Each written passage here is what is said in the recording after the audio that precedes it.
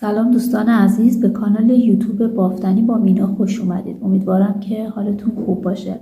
دوستان این هفته براتون این مدل رو در نظر گرفتم که مدل بسیار ساده و در این حال زیبایی هستش و شما میتونید برای بافت انواع ژاکت‌های زنونه و لباس‌های زنونه ازش استفاده بکنید که از کلافی که استفاده کردم که به صورت دولا هم استفاده کردم آلیز آنگورو گلد سیملی هستش و از این مدل میتونید برای بافت لباس کودک هم استفاده کنید، ولی این کلاف ها مناسب بافت لباس‌های زنانه و ژاکت ها هستند. امیدوارم که از این بافت خوشتون بیاد دوستان و اگر خوشتون اومد با لایک و کامنت و سابسکرایب از کانال من حمایت بکنید. این نمای روی کار هست که به این شکل هستش و این هم نمای پشت کار. امیدوارم که از این بافت خوشتون بیاد. اگر آماده هستید بافتش رو با هم شروع میکنیم. میلی که استفاده کردم میل شماره 5 هست و من الان 22 تا دونه سر انداختم و بافتم رو میخوام شروع بکنم. یک رش کل دونه ها رو از رو باید ببافیم.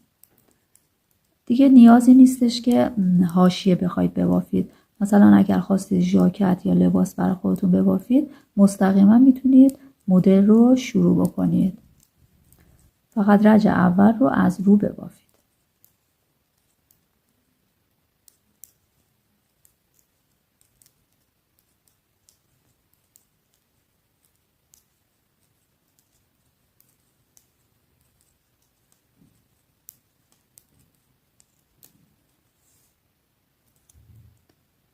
رج بعد دونه اول رو از زیر ببافید.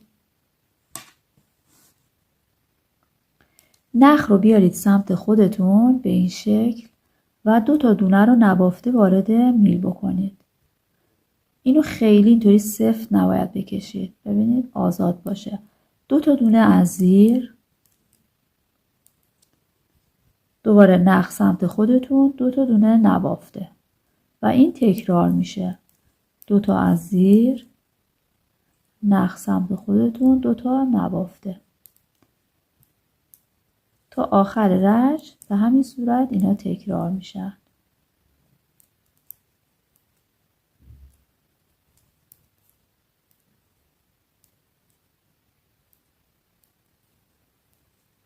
دو تا دونه از زیر و دونه آخرم حاشیه است، از زیر بافته میشه. فقط دقت بکنید دوستان، ببینید توی این قسمت یک دونه حاشیه برای این سمت، یک دونه برای آخر. بعد 2 تا دونه‌ای که بعد از حاشیه هست نبافته بوده و نخ رو به این سمت انداختیم، ولی در قسمت پایانی باید برعکس این تموم بشه، یعنی با 2 تا از زیر باید تموم بشه. فقط این رو باید حواستون باشه. رج پشت کار دونه اول رو از زیر میبافم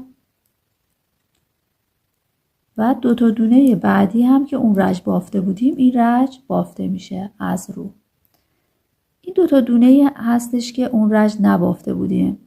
درسته یک نخ به این صورت اون سمت دیده میشه. ببینید این نخ. حالا دوباره نخ رو میندازیم اون سمت و 2 تا دونه ای رو که نبافته بودیم بازم نمیبافیم.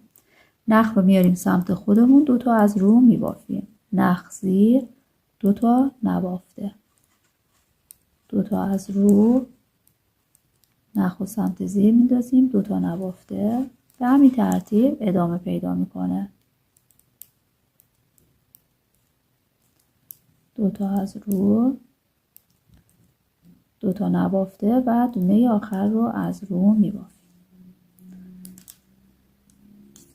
بافتمون ببینید به این شکل در اومده. این دونه هایی هستش که نبافته بودیم و نخ رو رد کرده بودیم. اینا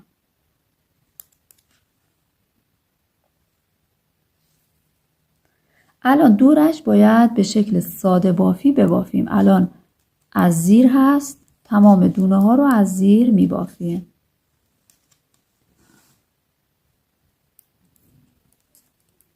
پس کل دونه ها از زیر بافته میشه توی این رج.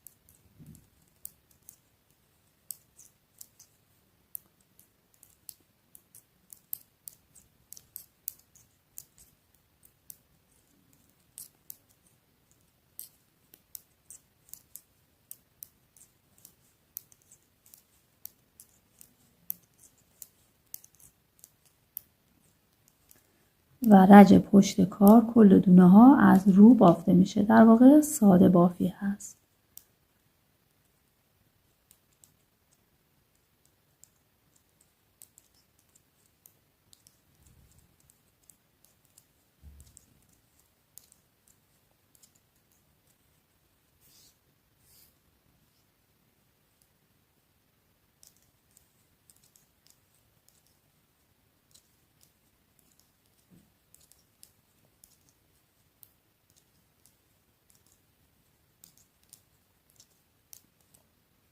خب بعد از اینکه کل دونه ها رو به این صورت بافتیم، بافت ما الان به این شکل در اومده.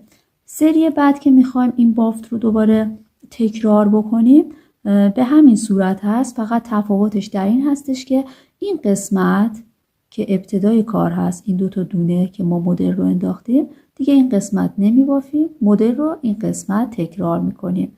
ببینید الان تو اینجا براتون توضیح میدم. الان این قسمت مدل داره، اینجا دو تا زیر، دوباره این قسمت. سری بعد ببینید جابجا شده، اینجا مدل رو نزدیم، اینجا زدیم. فقط تفاوتش در این هستش.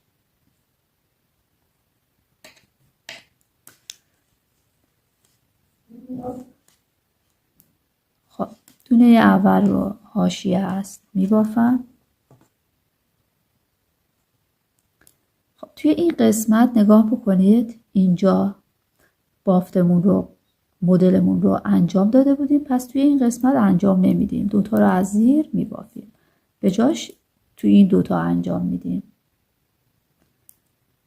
و به همین ترتیب ادامه پیدا میکنه. دوتا از زیر، نخ رو میارید سمت خودتون، دوتا نبافته.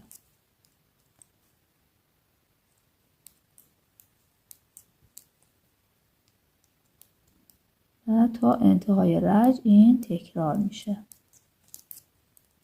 نخ رو میارید سمت خودتون و دونه آخر رو هم از زیر میبافید. به این شکل در اومد.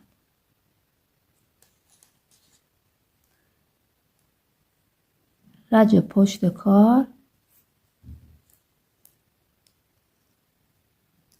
دونه اول رو از رو میبافم. ببینید این قسمت به این شکل هستش دیگه.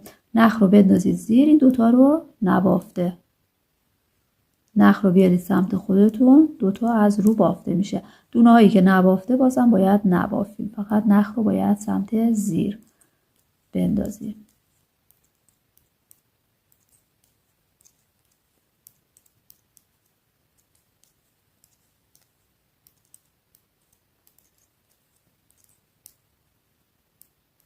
آخر رو هم از رو میبافیم.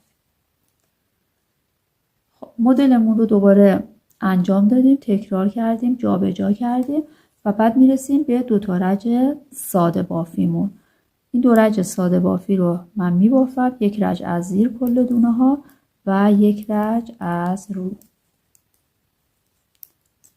من این رج رو میبافم. ساده بافی ها رو من انجام دادم. دوستان از این مرحله به بعد دیگه بقیهش تکرار هستش. ببینید آخرین باری که مدل رو زدیم اینجا هست، پس این سری جابجا میشه و توی این دوتا دونه باید باشه، یعنی دقیقاً قسمت اول بافت رو باید تکرار بکنید. حالا این رج رو هم با هم میبافیم. دونه اول از زیر بافته میشه، نخ رو میارم سمت خودم، این دوتا نبافته. دوتا دونه از زیر، نخ سمت خودم، دوتا نبافته. دوتا از زیر، این دوتا نبافته. دوتا از زیر، این دوتا نبافته. دوتا از زیر، این نبافته.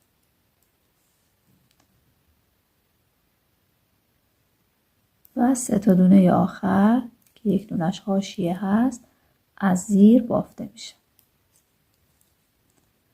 ببینید مدلمون به این شکل هستش، دوتا دوتاست و جابجا شده. رج پشت کار هم که دیگه تکرار هست، دونه اول رو از رو میبافم.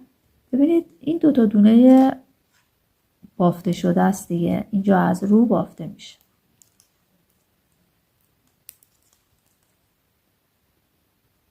نخ رو میبرم زیر، این دوتایی که قبلا نبافته بودم بازم نبافته هست.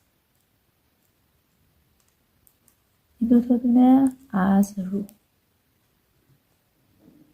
دوباره نخ میره زیر، دوتا نبافته، دوتا از رو، نخ سمت زیر، نبافته،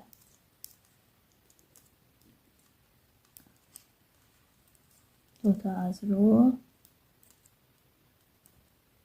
و دونه آخر رو از رو میبافم. و دوباره دو رج ساده بافی هست. به همین ترتیب دوستان ببینید بافتمون به این شکل در اومده. بافت زیبا شیک و در این حال ساده هستش و میتونید برای بافت لباس برای خودتون استفاده بکنید. ببینید الان این نمونه‌ای که من بافتم با 42 تا دونه شروع کردم.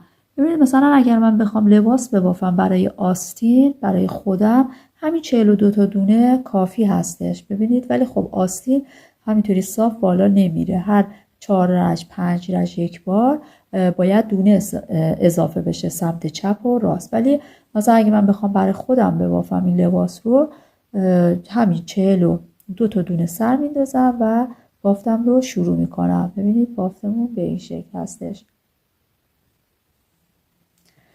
دوستان امیدوارم که از بافت این مدل هم خوشتون اومده باشه.